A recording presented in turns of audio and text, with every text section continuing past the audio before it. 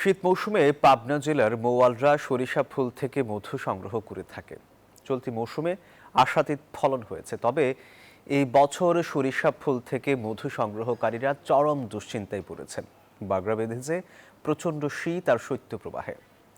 চরম আর্থিক লোকসানের শঙ্কা করছেন মৌয়ালরা। পাবনা থেকে আহমেদুল হক রানার পাঠানো তথ্য ছবিতে ডেস্ক রিপোর্ট।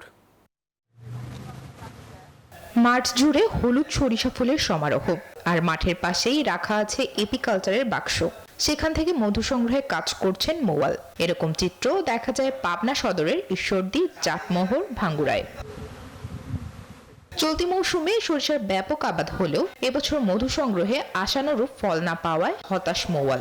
এদিকে বিসিকে ঋণ নিয়ে অনেকেই কাজে নেমে পড়েছেন বিপাকে। এবার ওয়েদার খারাপ, প্রচুর ঠান্ডা, যার কারণে এবার প্রথমের থেকেই এখন পর্যন্ত কোনো মাল মধু বাইর করতে পারেনি।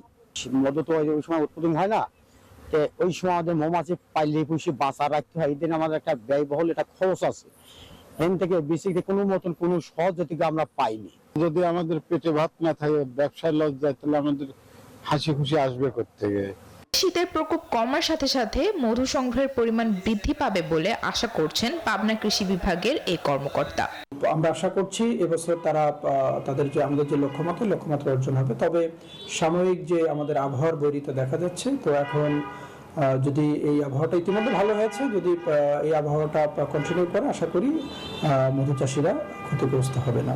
এবছর জেলায় ৪৯,০০০ হেক্টর জমিতে সরিষার আবাদ হয়েছে, আর মধু সংগ্রহের লক্ষ্যমাত্রা নির্ধারণ করা হয়েছে ১১০ metric ton. Desk report, news 24।